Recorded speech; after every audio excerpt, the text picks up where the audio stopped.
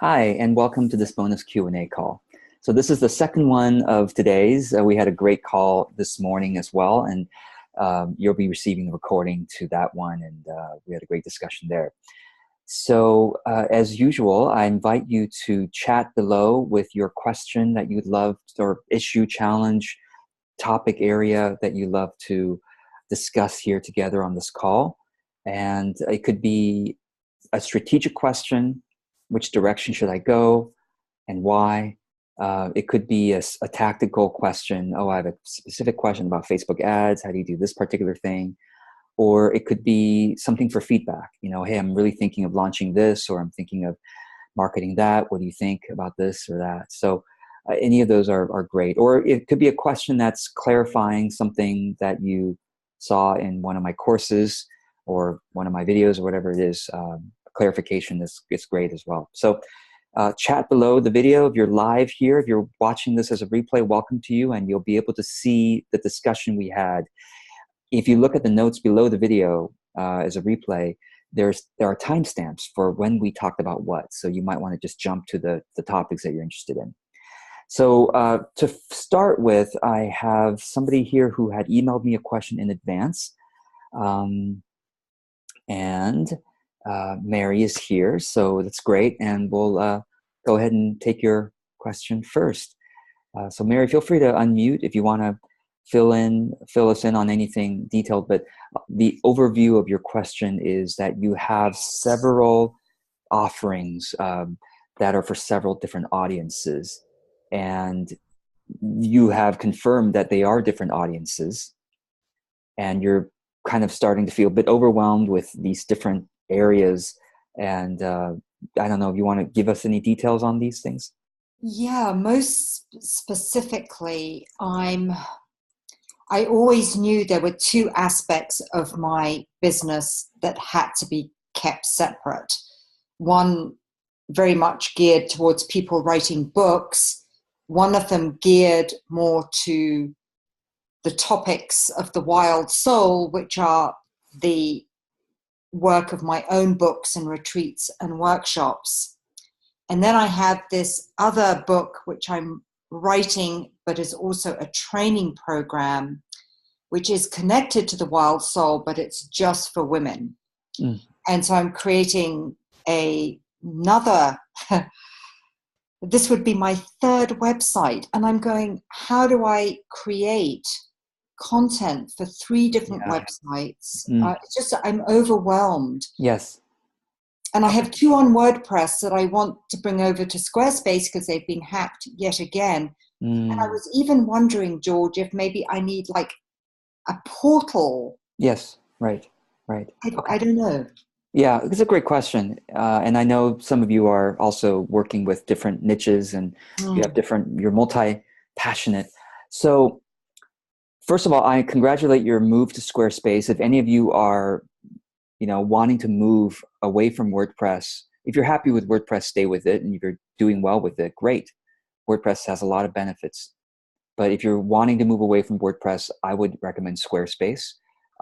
If I were moving away from Weebly, which I might actually in the coming months, I probably will move to Squarespace as well. I am going to. So, and I have somebody actually, a previous client of mine who lives in Romania, who's very tech savvy, and really savvy with marketing as well. And now he's happy to help people set up their Squarespace website for like $250. That's the entire website. Of course, you have to provide the writing and the images and whatever, but he'll do all the tech stuff and kind of full service walk you through all that stuff. And I kind of talked him down on the pricing a bit for my clients, for my people. So and he might raise the price in the future. Anyway, if you're interested, $250 US is really good. I did email the guy that if it's the same guy, different guy actually, but yeah, that guy. I was going to say, because I never heard back from the other one. You didn't? Oh wow, he must be really busy then. Too many people, right? He must be really busy. So I'll if you remind me, I'll send you this other guy. His name is Georgian actually. Anyway, great guy. Okay, so basically, if you had unlimited time, you would have multiple websites for your multiple offerings, because that's better for better for user experience would have like, okay, I'm here, I'm for this one thing, and this website's about that one thing. Wonderful, there's no distraction, but we don't have unlimited time, and unlimited energy. So trying to put in all is in one website is the most time efficient, but it is, you could still have it be a good user experience if it's a landing page that's branded with that program or that idea, and even though if you want to prevent distraction, you can remove the navigation bars and just have the landing page. It could still be yourwebsite.com/wildwoman, wild soul program or whatever it's called. And when they land there, it's a nice kind of direct, this is what I'm focusing on. That's all I'm thinking. And maybe you have sub pages that you're linking to that's also about the Wild Soul program. And so it could almost be like a little sub website within a website, if you kind of create the structure where, you're focusing them on this one thing. Now, because most of us, maybe all of us here, are solopreneurs, I do recommend limiting the number of websites you have to manage because of the time issue. If the programs or the offerings can reasonably be linked together, that's a good thing. And it's okay to put on one website, like MaryReynoldsThompson.com, for example. And GeorgeCow.com has everything on it.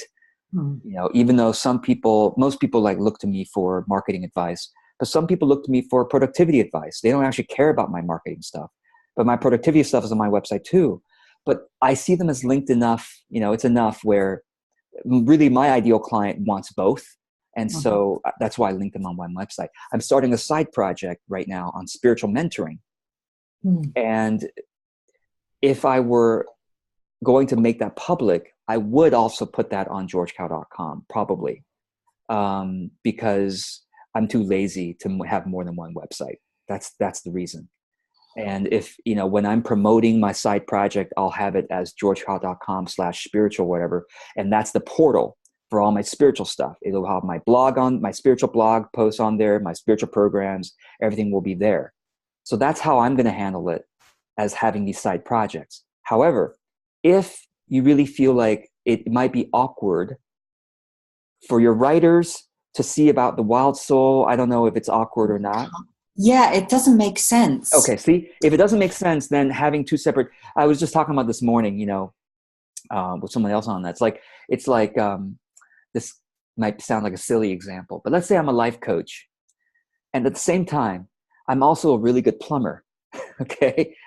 And both are noble things to do, and both can be great businesses. I love doing both.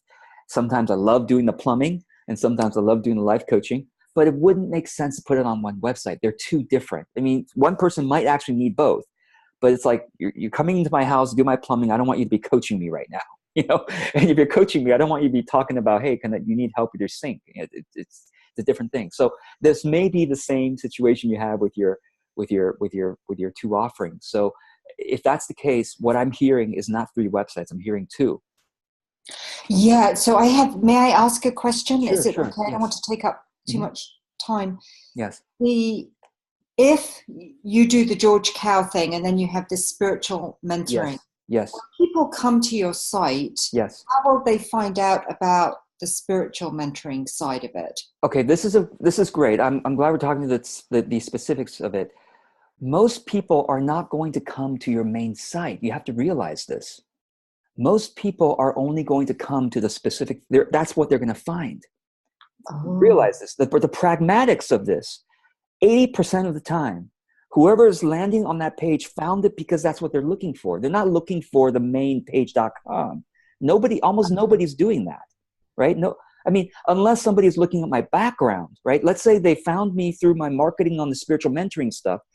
Of course, all my links are going to point to georgecow.com/spiritual, whatever, and that's all they know. They're just going to go there, and then they're going to look at the spiritual stuff. They might not even visit my marketing side of my website, even though it's there, you see. But then they say, well, gosh, I love George's spiritual stuff. I'm wondering what else he does. And they Google George Cow, then they'll find my main site. Now, of course, if they're surfing the spiritual mentoring, if it's george.com/whatever, and I don't remove the navigation bars, they could, of course, surf around and find my marketing stuff. But and I might, on the spiritual, george.com/spiritual, I might have a separate email newsletter just about the spiritual stuff. So they might just be located in that entire world of mine and never touch my marketing side because they're not on my marketing newsletter, etc. So that is how I'm going to do the umbrella site that allows me to just manage one place, one domain, you know. But essentially, even though it's one domain, even though it's separate, they're still separate offerings. So they're still going to have a separate newsletter, and it's going to be a bit separate. And I do have a separate Facebook page because I don't want them looking at the business stuff. It's going to be just the mentoring stuff, right? The spiritual stuff. So it's, you know, kind of, you know, it's, for all intents and purposes, it's almost like two separate websites. But back to your question, tell me more what you're thinking here. Well, one of the things is I could see maybe putting my Wild Soul thing under Mary Reynolds Thompson with my one set of things for both men and women, and then my specific A Wild Soul Woman under there. Yeah, I think that's a good fit. But my A Wild Soul Woman also has to have a membership site for the facilitators that I've trained. Mm-hmm. Can I put a membership site into a sub-site? Could you use Facebook groups for that? No, I really need a membership site. I already have a Facebook group, but I need membership dues and things like that. Okay, no, that's fine. You know, whatever website tool you're using, I haven't explored Squarespace's membership. Apparently, they can do. No problem doing. Yeah, so then that should be no problem. You know, okay. you basically have a member login or facilitator login link. Yeah. So and of course, when you can't communicate with your facilitators, you are sending them the direct link to the login. You're not going to send them to fish around on the website. Right.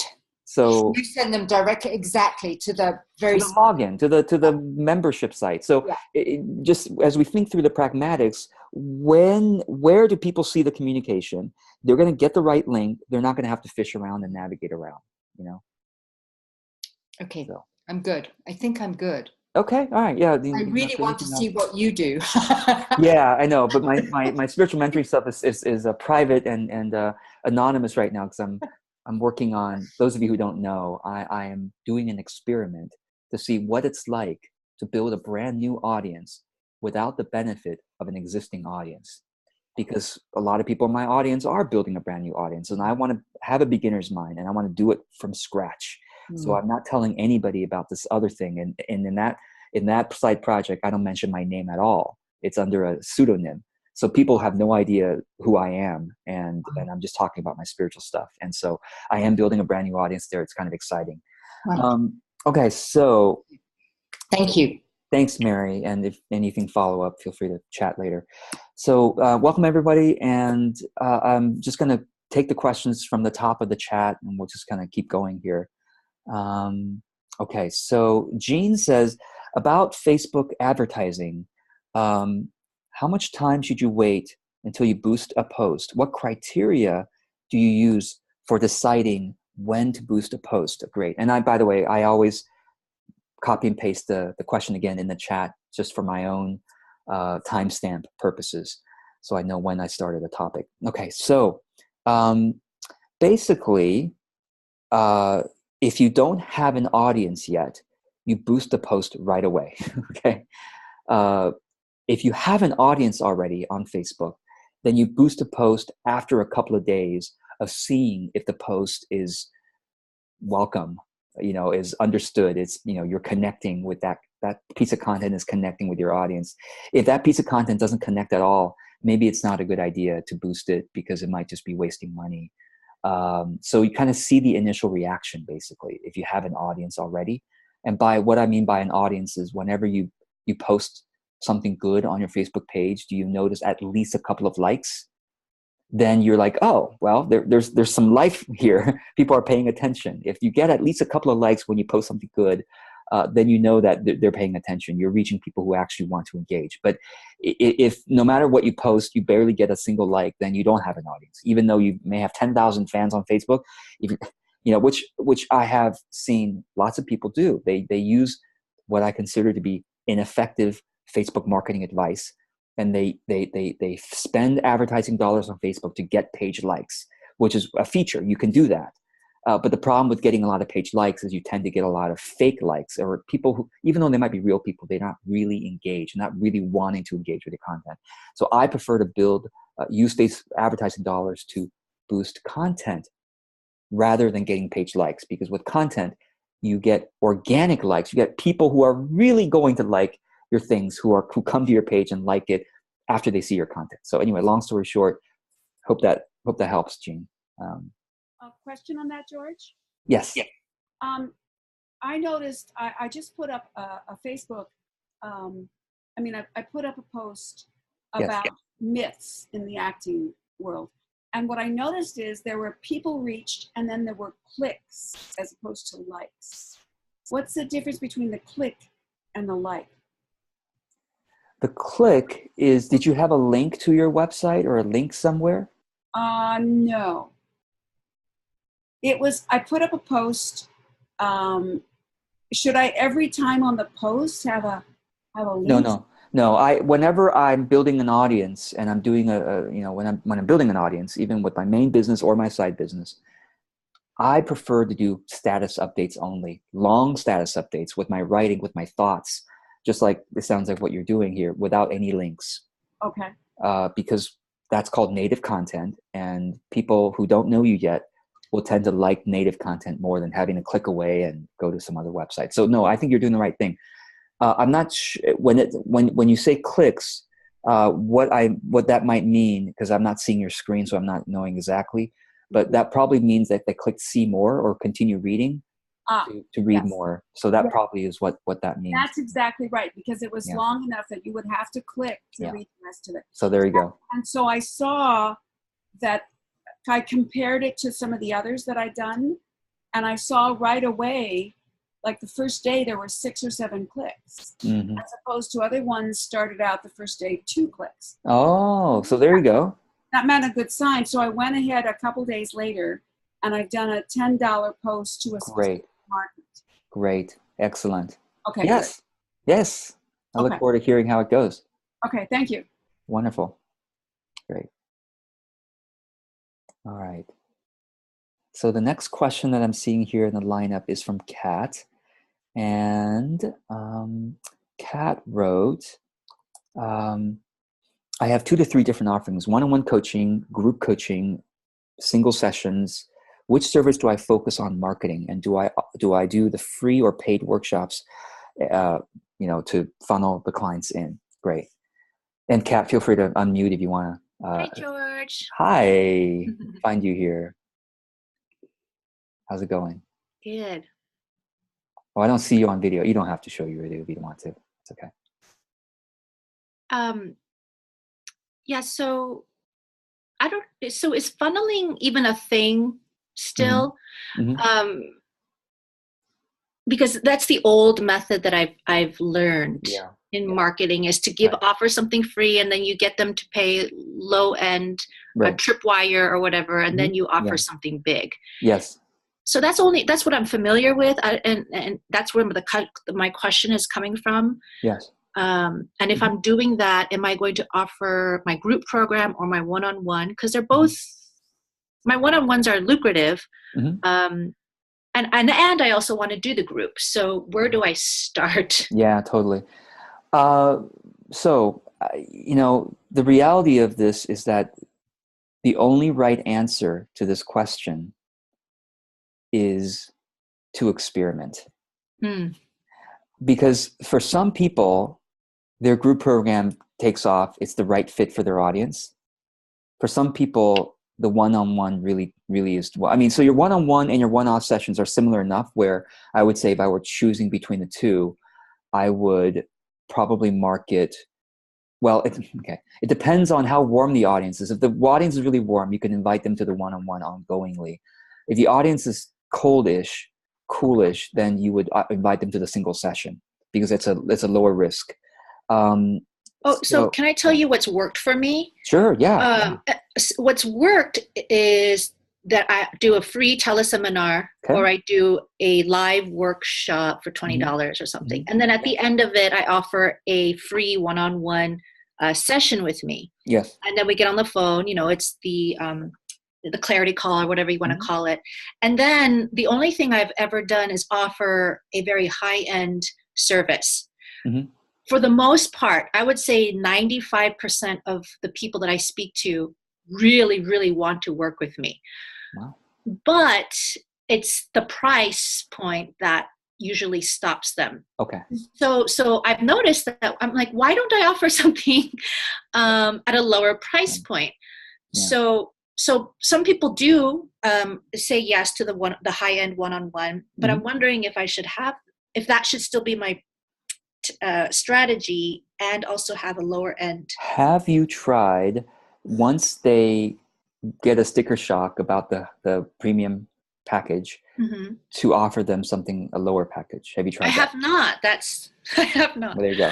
That's the answer. I mean, so yeah, I mean, I love that you are sharing what's working for you, because I'll just say this for everybody here. There's a dirty secret in my industry of marketing, which is, the dirty secret is there are no secrets. The dirty secret is try everything. See what works. Actually, I would say more like what has already been working. Basically, like if you discover your strengths, it's like, I like to talk about the Venn diagram.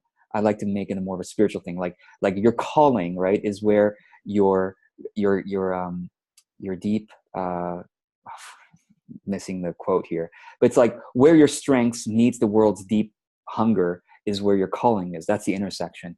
And to apply that to marketing, it's what works for you. What do you love to do, or what are you particularly good at that you might not even realize you're good at, but you've tried all these different things and you notice certain things people respond to better. Well, that's what you're good at, right? It's like keep doing what you're good at 80% of the time. No, 50 to 80% of the time. And then 20 to 50% of the time, keep trying something new stuff to see if it happens to be that match of your strength and the world's hunger, or at least your audience's wants. And so that's the dirty secret of marketing, is that we would all be out of a job, us marketing consultants, if everybody knew that. It's like, there's no secret I could tell you, except you got to try. You just got to keep doing it. Yeah, you have to try. And that's why I'm telling you, this is what I do in my own business. I don't assume anything. I try everything.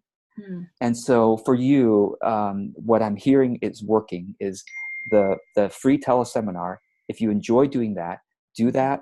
Invite them to the clarity call. Offer the premium package. If not, next step. You know what? I'm so glad that you're interested in working with me. And even though this premium package, maybe one day this will be the right thing for you. But right now, maybe what is right is for us to do a 3-month engagement. Well, so the lower package was going to be a group. I see. Okay, group program. Fine. Yeah. Yeah. So group, and so this is, I think I asked you the other day, was do I keep it where I start one date and I end it? Then, because then that's a proper launch, which will require lots of build up. Try to get 10 people into a group program. Yeah. Well, one day is a little bit too short, I would say. What do you mean by one day? Oh, you mean you have an open cart process, right? Yes, open cart. Yeah. So absolutely, I think doing a group launch is a great idea. You and I have talked about that. I think you should. I think you are a movement builder, so it makes sense to do that. Yeah. Yeah.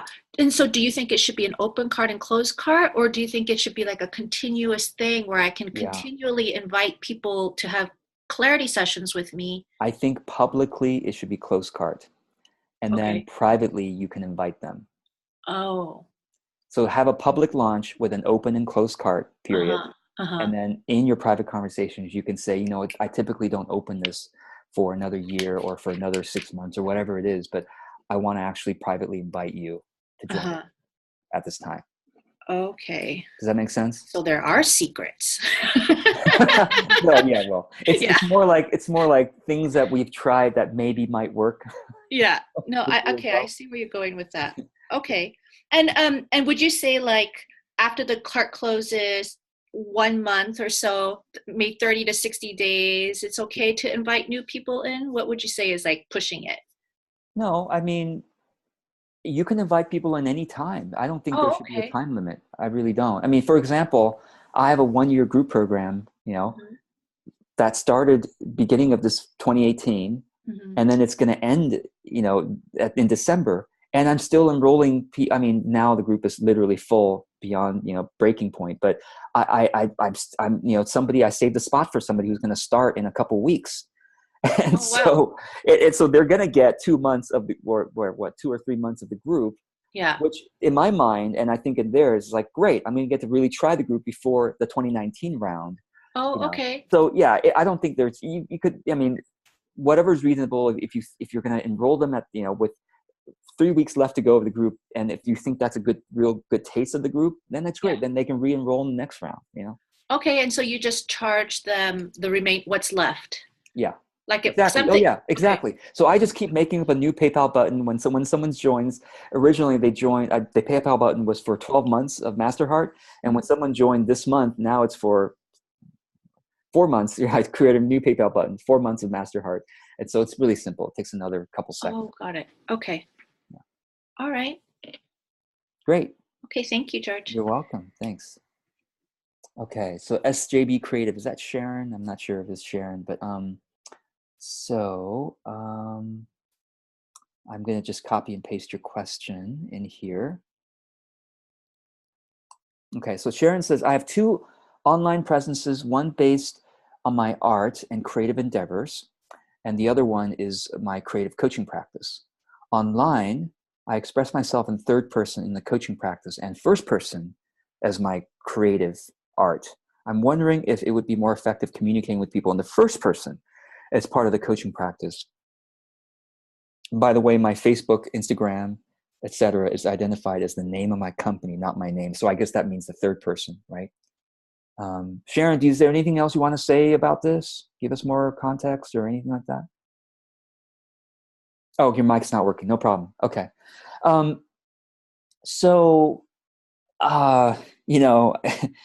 going to give you the same answer that I gave earlier, which is, what has been working? Have you noticed? I mean, I don't think there was a hard and fast rule about first person versus third person. I think for some people, speaking in the third person, in writing, is effective because it builds credibility and respect. But for other people, their brand is more, intimate. And so if your brand is more intimate, in the first person is more, even someone like Danielle Laporte, who I think it is, who is very famous, right? She even speaks in the first person, even though she has millions of followers, because she has that intimate brand, like, come and, let me whisper in your ear or something like that, very, very intimate feel for it. If somebody is, particularly like in a leadership setting, like a leadership consultant, they could probably speak in the third person because it's more like, they're look up to kind of person. So I don't know. What would you say is more aligned with your brand? I think that's a better question. The style that you want to come across as, what makes sense to you? So there is no, I think, right answer across the board with that.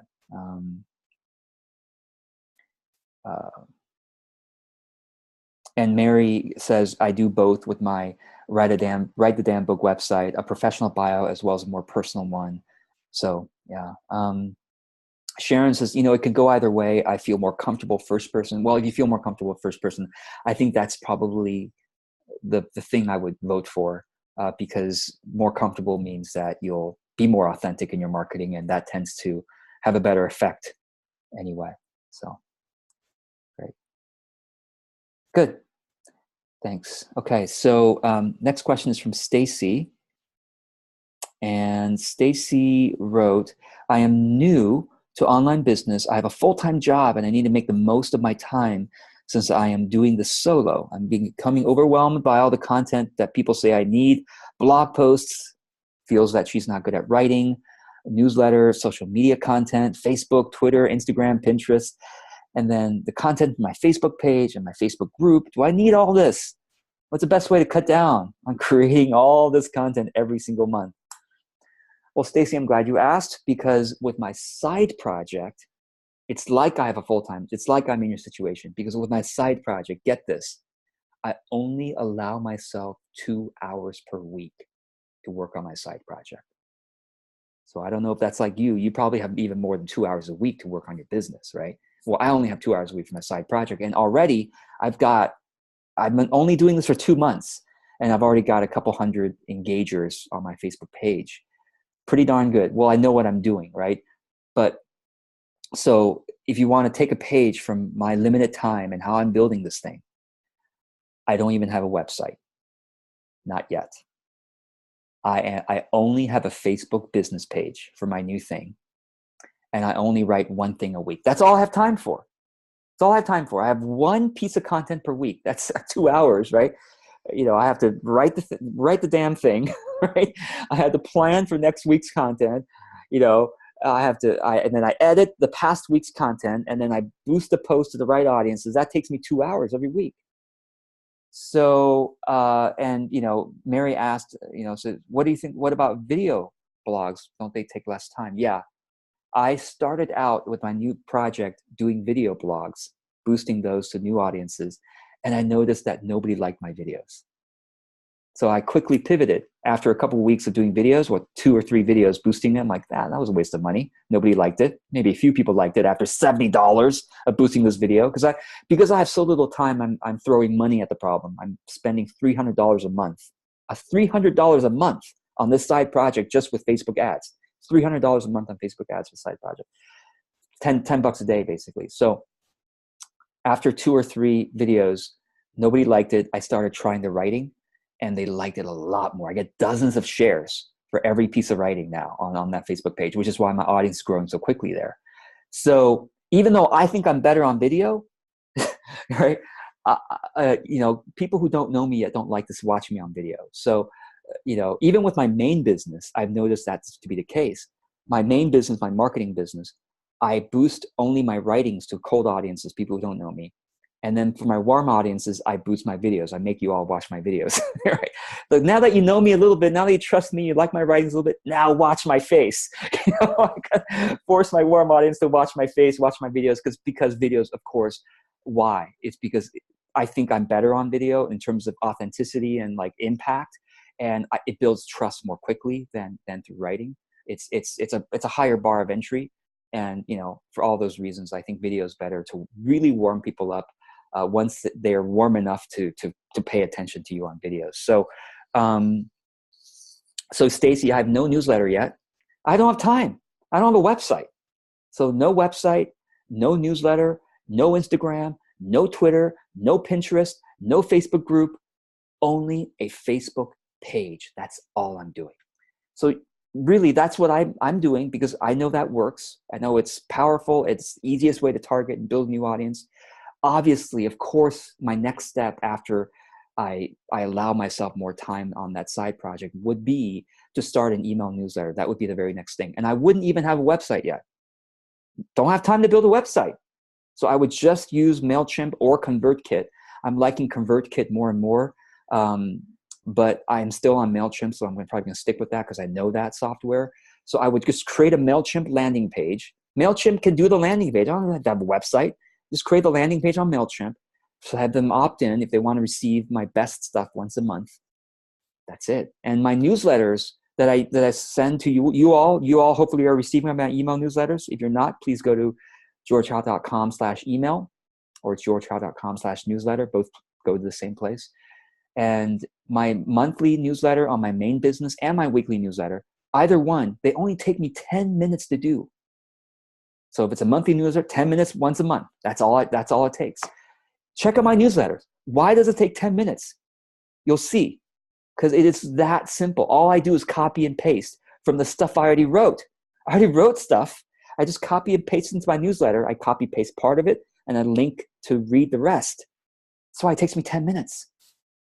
So people complicate their newsletter too much. My newsletters are great. I get about 30 to 40% open rate, which is double the industry standard, double what most people are getting.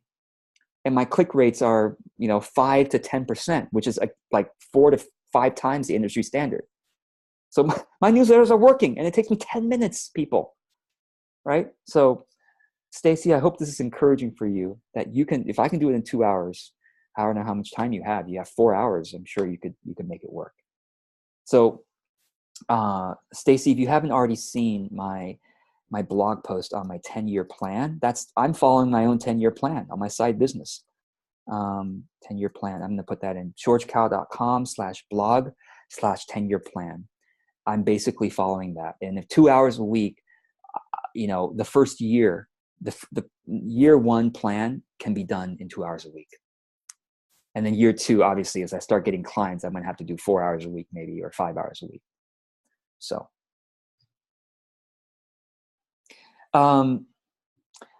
Mary has a follow-up question to this, which I'll quickly cover here.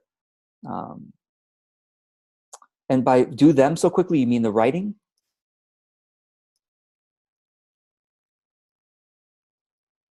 Okay.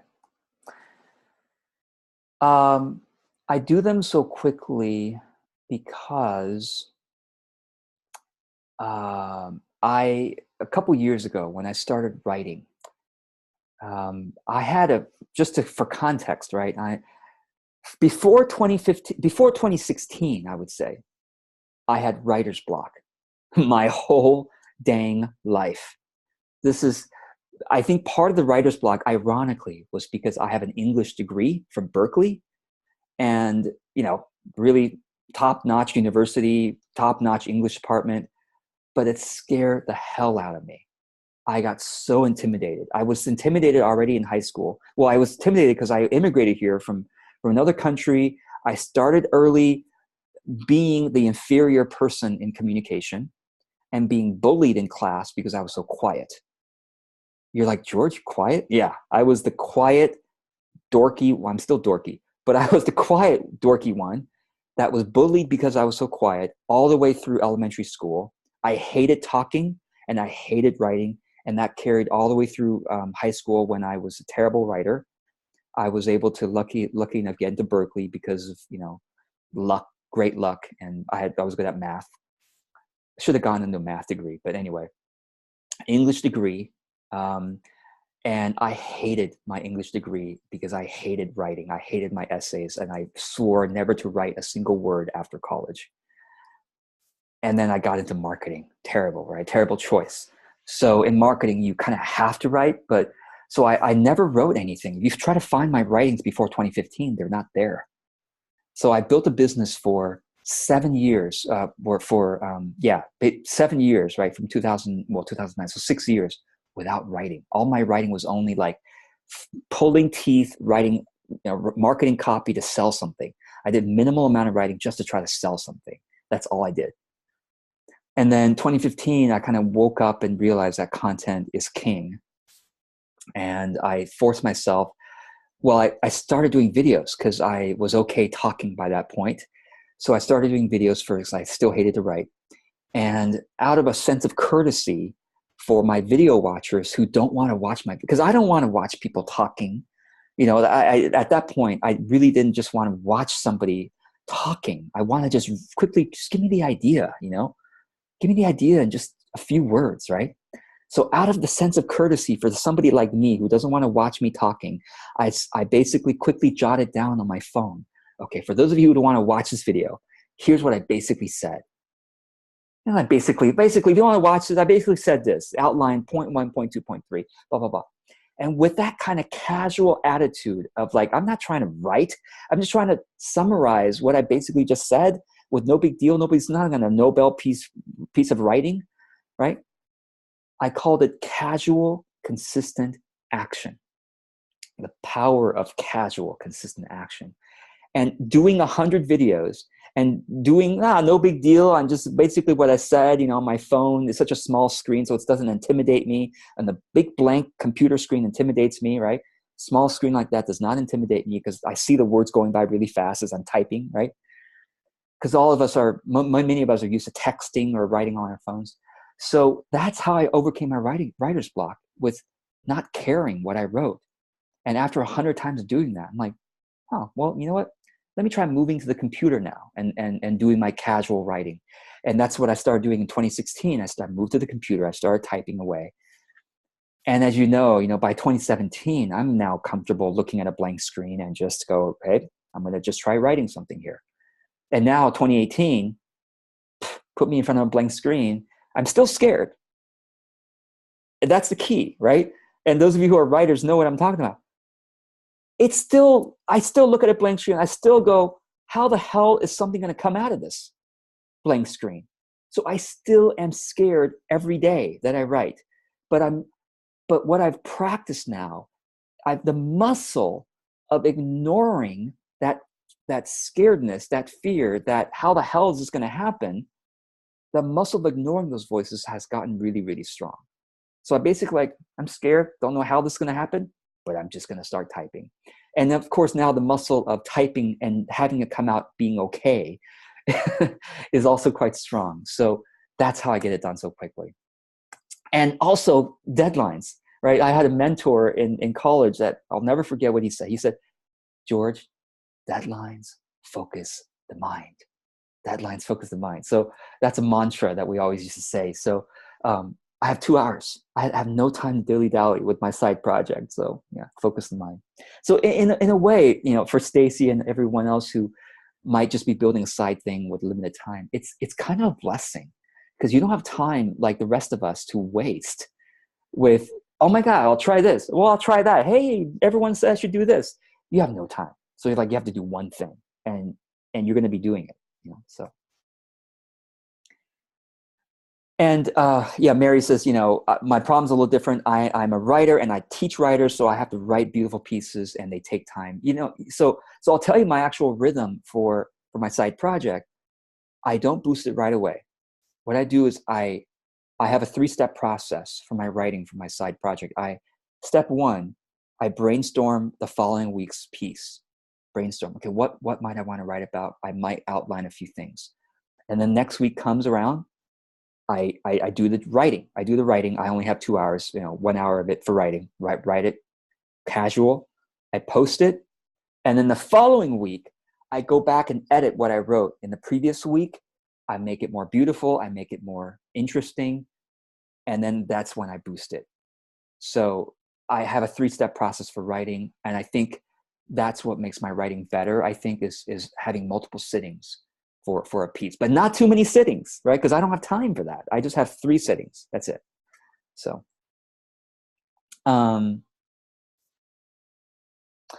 okay, so let's go to the next question that was posted earlier, which is from Susan. And after Susan is Francis. And after that, we'll open it up to anybody else who has any other questions. So Susan wrote, let me try to find it real quick here. Okay, I have a coaching business and I started blogging as part of that, but I've become maybe more passionate about the blogging itself. And at this point, my real priority is to build an audience for my blog with the goal of eventually publishing some books, great, and speaking. Right now, I'm really only using Facebook to promote my posts, same as what I'm doing, and I'm involved in a few groups. This has built some traffic, but not as much as I would like. There are so many other social media avenues to promote content, and so little time. So how would you suggest prioritizing promotion avenues, assuming limited time? Well, you posted this question way early on in the call, right? So just to reiterate, with so little time, the most, especially for writing, the most effective way to promote writing is using Facebook ads status update. What I mean by a status update is a Facebook post that is super long and that has no links. So hopefully you've seen my ads and you've seen how I do these things. But if not, let me show you a couple of examples on the screen. If you just give me a moment here. Okay, so just let me find one of my long posts. Okay, this is an example. Okay, I'm going to actually chat this link over to you all, and those of you watching the video can see the link below at wherever this timestamp is, but I'll show you on the screen anyway. So you see, look how long this is. Look how long this is. It just keeps going forever. How many words is this? This is like, I'm just going to see how many words this is. 1,000 words. Okay. That's what I typically do to reach new audiences. It doesn't have to be 1,000 words. I mean, if you can write a 300-word thing, that's great. That speaks to your message, you know, and you want reaching the people you want to reach. 300 words is fine. 500 words is fine. 1,000 words is fine. Okay. I wouldn't go far beyond 1,000 for a cold audience though, but this is working, you know? And even though I have links in here, I removed the link share. And a couple of quick tips. Keep your paragraphs on Facebook to no more than 3 lines. Try to do that. 5 is a maximum, but I really, if you notice, I try to everything 1, 2, or 3 lines because it's much more readable that way. And I try to, you know, I know I could probably format this more interestingly with more emojis and stuff like that. But, you know, I try to break it up a little bit with these little things, but you could just break it up more to make it a little easier to read. This is not ideally, this is not ideal formatting, but yeah, so that's how I would promote. I would not send people to my website yet with a cold audience, particularly. I would do this and I would buy Facebook ads to cold audiences. Well, that's what I am doing, both in my main business and in my side business. George, what's the call to action on that then? Oh, the call to action can be anything from, well, you don't even need a call to action when you're doing a cold audience. The call to action is pay attention. I mean, the call to action is for them to come back. You know, you don't even have to say anything. If they like it, they'll be like, who is this? Who is Susan? Who is this person? They'll want to follow you. And that's the best kind of audience to build, is the people who are looking for you. And they'll find a way to look for you. They'll find a way to follow your content. Does that make sense? Wow. Okay. So the purpose of it is just to get your content out to cold audience through these long posts. Yeah. And yeah, and if you want to, you can put to receive my best content once a month, you know, here's the email newsletter, and you could put a link there and then remove the link preview so that it's just still the status update. Yeah. Okay. As you can see, my links are clickable in this long status update. It's clickable. You know, you can click on this and it goes to my website or whatever, but there's no link preview. There's no image. There's no link preview at the bottom. I've X'd those out. Yeah. Okay. So, and with my side project, I don't even have a website. I don't have a mailing list. I don't have any calls to actions. I'm just just blessing them with the content, and they naturally come to my page and they like the page and they want to follow it.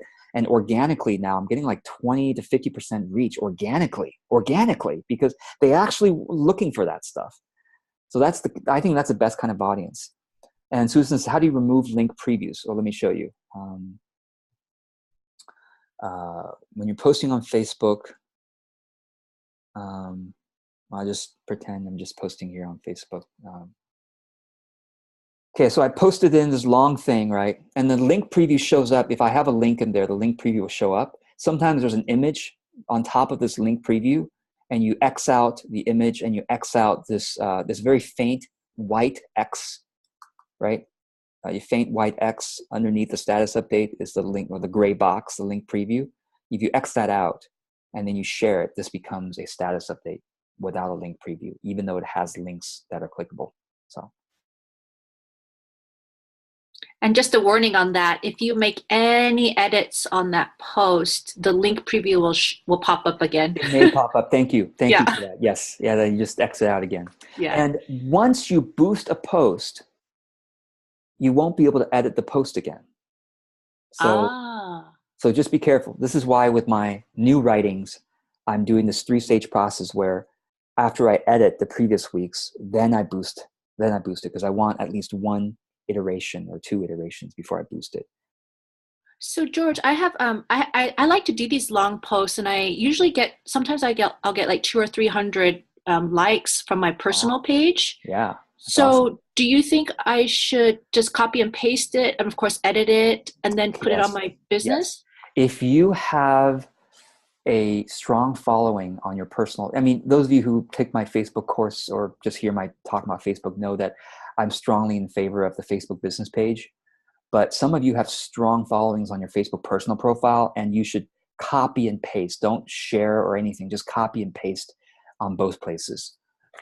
That's it. And you know, if you have fans that are in a different, you know, both places, you may want to wait a couple days before you repeat it. That's probably better for visibility and just for user experience. Okay. Yeah. Great. And then next one is Francis. Francis says, our nonprofit has an email list of 4,000. Great.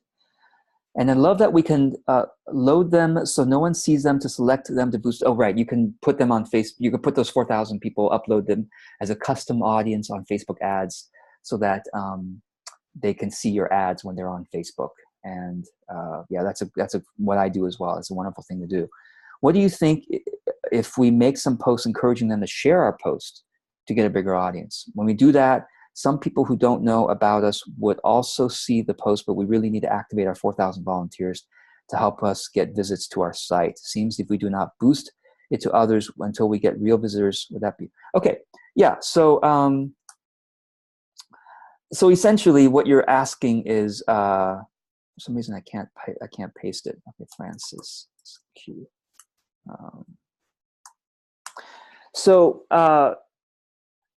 Really, your question is, can the call to action be share this site or share this thing forward? Yes, of course. The only caution I would give is there's this balance, right, between activating and being too pushy. I think for nonprofits, there's more of a mission element. So you can be more on the activating side and it's okay. I mean, I think that's true. Like if you ever be on any politicians' websites, right, or even nonprofits, like if they did that in the for-profit world, that'd be way too pushy. Like politicians, every email is asking us to give them money, right? Like in the for-profit world, that'd be way too pushy.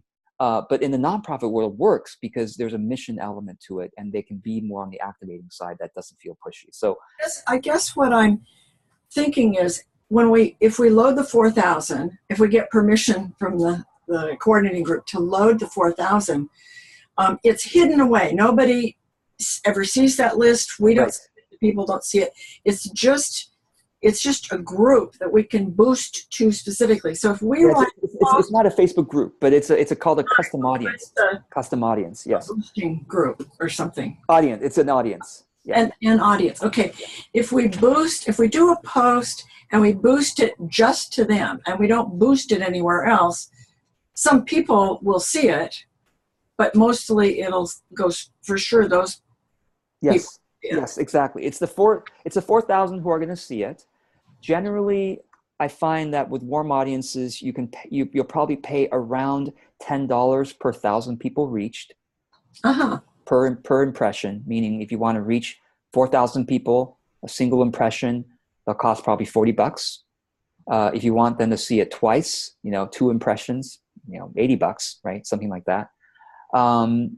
And basically the way it works on Facebook is they see a post. If they like it or comment on it, their Facebook friends may also see it, especially if there's enough people liking and commenting on that post. Then Facebook says, hey, this looks like a cool post. We're going to share it with the people's friends the friends of the people who liked or commented on it. So even just the liking and commenting will have some viral effect for sure. That's great. I'm still getting used to Facebook. It's like kind of overwhelmed with it. Yeah. But yes, if you then ask them to share it, then of course their friends are more likely going to see it. And other people will see the post. Okay. Yeah.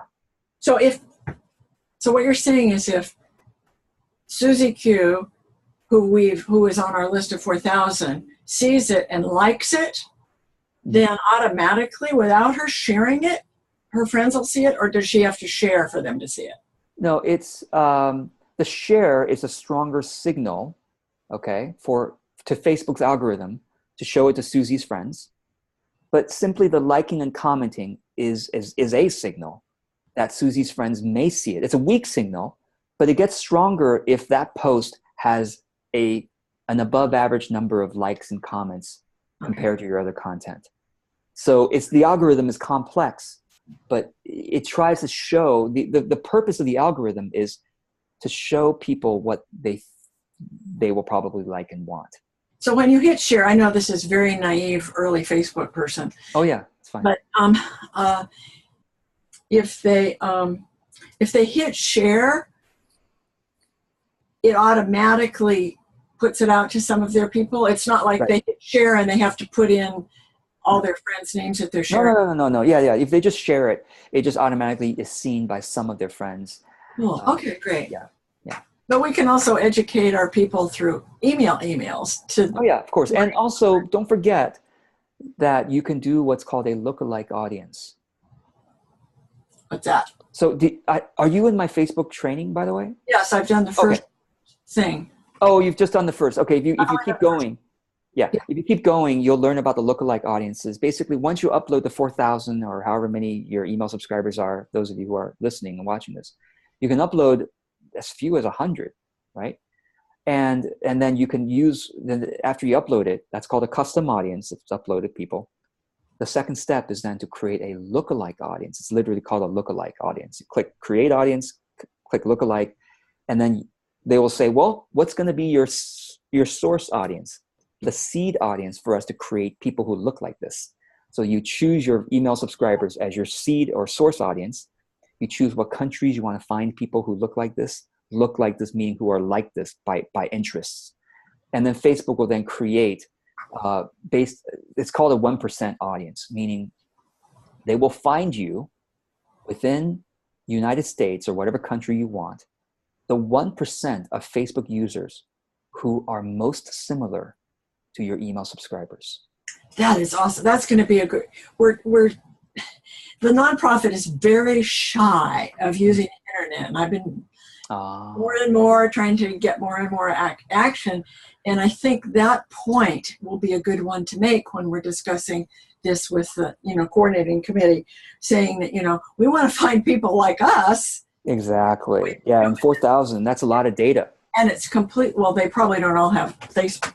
No. That's of course. Yeah, with any list that you upload to as a custom audience, maybe half of them Facebook will be able to match. It's basically matched by email address is the main match. And of course, not all email addresses are connected to a Facebook account.